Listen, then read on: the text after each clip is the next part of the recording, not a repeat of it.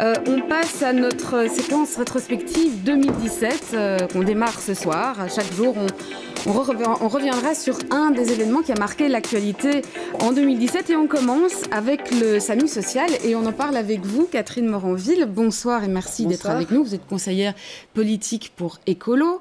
Vous êtes restée dans l'ombre pendant toute cette affaire, mais vous êtes une des têtes chercheuses qui est à l'origine de l'éclatement de ce scandale. Et la première question que je voulais vous poser, puisque Céline Frémaux l'a annoncé ce midi sur nos antennes, elle a présenté un petit peu, on va dire, dans les grandes lignes, la forme que prendrait la nouvelle politique sans-abri ou le nouveau dispositif d'accompagnement qui remplacerait donc le SAMU social. Elle a présenté comme ça 2 structures, une espèce de structure coupole d'accueil de première ligne et puis ensuite un SAMU social pour l'accueil d'urgence.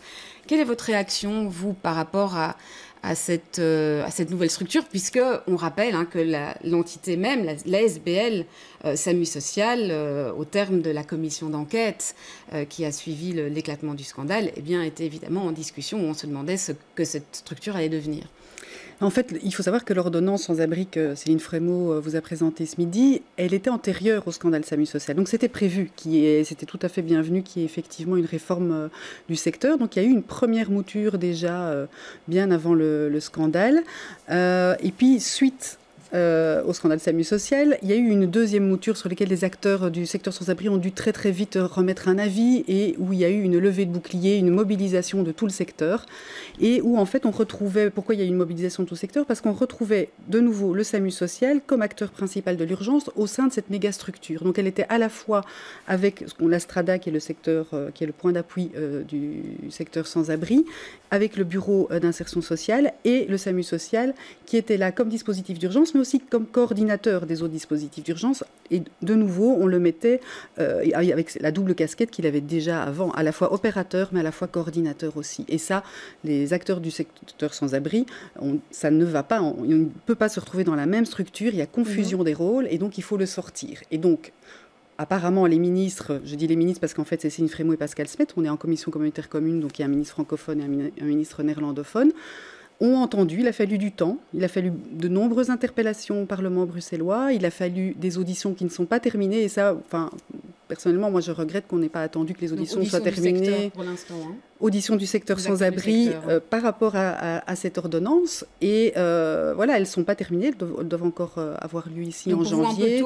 Un peu tôt, et puis on est en train de rédiger les recommandations du rapport SAMU social, ça aurait été le bienvenu aussi d'attendre ces recommandations, d'attendre les auditions, pour venir avec cette troisième mouture, mais voilà, ça va dans le bon sens, c'est-à-dire qu'on retire le SAMU social de cette méga structure. Alors ce qu'il faut aussi souligner, c'est que c'est enfin une ASBL de droit public où il y a un vrai contrat de gestion et où il va y avoir plus de contrôle. Voilà. Alors ça, voilà, qui était une demande, et notamment une demande qui est sortie de cette fameuse enquête, et préalablement d'ailleurs de l'enquête que vous avez vous-même menée. Peut-être un mot avant d'en venir à la commission. Vous avez travaillé pendant des années sur ce secteur de la politique du sans-abrisme, sur le CPAS, sur le SAMU social.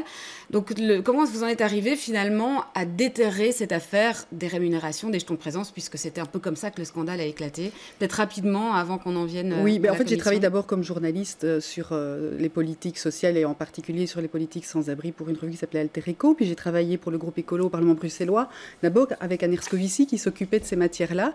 Et on a toujours eu comme ligne d'arriver à ce que les politiques d'aide aux sans-abri soient des politiques de vraies sorties de rue et de politiques structurelles. Ça, c'était... Et le SAMU social, en fait, c'est des politiques d'urgence. Et le politique en a fait un peu la politique phare de la politique sans-abri à Bruxelles. Et le groupe Écolo a toujours dénoncé, que ce soit Anne Erscovici et après Alain Marron, ici dans cette législature-ci, avec lequel moi je travaille.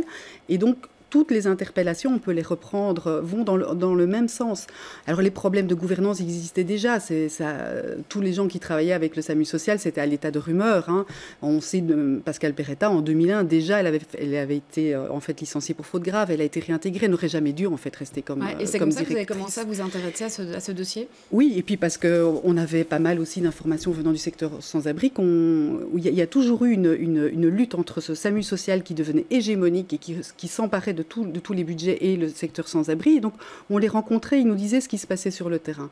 Et en fait, les jetons de présence, qui sont un vrai scandale, à la limite, pour moi, le scandale n'est pas vraiment là. Le scandale, il est sur pourquoi avoir donné autant d'argent pour des politiques d'urgence qui n'ont pas en fait résolu le problème des sans-abri. Il y en a toujours plus pour le moment. Et donc, on est tombé un petit peu par hasard. C'est parce que c'est en allant voir le site Cumuléo, en se rendant compte qu'il y avait des administrateurs en fait, on savait qu'ils étaient administrateurs du SAMU social, mais on s'est rendu compte qu'en fait, c'était rémunéré. Et donc, première interrogation, comment on est administrateur du SAMU social et c'est rémunéré? Bizarre. Et alors, de combien? Donc, la question, celle du travail parlementaire de base, c'est introduire une question écrite. Ce qu'Alain Marron a fait, on a introduit une question écrite et la réponse est arrivée et ça ne collait pas du tout avec le montant des jetons de présence, les montants qui étaient donnés. Donc, on a réintroduit une question. Et c'est comme ça, en fait, que vu les réponses qui n'en étaient pas, il est journaliste aussi à qui on a donné les infos et c'est comme ça que le scandale en fait a démarré. Mais c'est du travail parlementaire de base que Alain Marron a fait depuis le début de la législature et qu'il a continué jusqu'au bout en fait. Alors, qui a débouché sur cette fameuse commission d'enquête parlementaire sur le SAMU social dont un des moments forts était ceci. Ils ont seulement exigé ma démission sur base d'un rapport des commissaires que je n'avais pas et que je n'ai toujours pas reçu officiellement. J'estime donc n'avoir pas eu le droit légitime de me défendre. Ce que je ne ferai pas, monsieur, pour être clair, c'est dire que je dois rembourser parce que ce que j'ai touché était indu. Non, j'ai travaillé. Et j'étais dans la légalité. Et je dis qu'il n'y a pas de scandale dès lors que les autorités sont au courant de tout. Depuis très longtemps. Catherine Moranville, vous étiez, vous, dans la salle à ce moment-là, évidemment, parce que vous avez assisté à toutes les auditions. Comment est-ce que vous réagissez, vous, quand vous entendez ça? Alors, c'est une audition qui a duré longtemps, hein, qui était évidemment très, très attendue, celle d'Yvan Mayer. Oui, ça a été, je pense, un des moments forts, en tout cas médiatiquement, d'autant que Pascal Perrettan a refusé de témoigner. Donc, tout le monde c'est un des protagonistes du scandale, c'est Yvan Mayer. D'abord, moi j'étais un peu étonnée en me disant, il garde la tête haute et il se défend. Et après, quand on connaît bien le dossier, il a été d'une mauvaise foi crasse, mais sur toute la ligne. Et dire que tout le monde était au courant, mais absolument pas. En fait, la protection qu'a eu le SAMU social, dont il a bénéficié, les collusions entre la ville de Bruxelles, le CPL de la ville de Bruxelles, le SAMU social et les jetons de présence, sont des choses qu'on a découvertes. Enfin, il y a des choses qu'on savait sur les collusions CPAS, Ville de Bruxelles, mais sur les jetons de présence, sur la manière aussi dont certains ministres ont protégé le SAMU social, tout ça a été aussi mis au jour grâce à la commission d'enquête. Puis on a eu des témoignages aussi d'anciens travailleurs, etc. Et donc, qui contredisent en fait le témoignage d'Yvan Mayer. Alors peut-être rapidement pour terminer, maintenant tout ce travail débouche sur quoi aujourd'hui? Donc vous êtes en train de travailler sur ce rapport qui suit cette commission, où on en est et qu'est-ce qu'il y aura dans ce rapport? Et donc les députés membres de la commission d'enquête et du bureau de la commission d'enquête ont rédigé un rapport. Donc il y a eu des constats, des analyses qui sont maintenant rédigés et on travaille aux recommandations. Et donc ça se fait, ça met du temps, ça vient en plus du travail parlementaire et comme ce sont les députés qui rédigent... Ouais, on l'attendait pour fin de l'année, effectivement. Oui, maintenant. Mais voilà, il y a eu les travaux budgétaires, ça prend quand même du temps si on veut faire les choses sérieusement et si on veut vraiment avoir des recommandations dont on peut se servir, sur lesquelles on peut se baser pour après.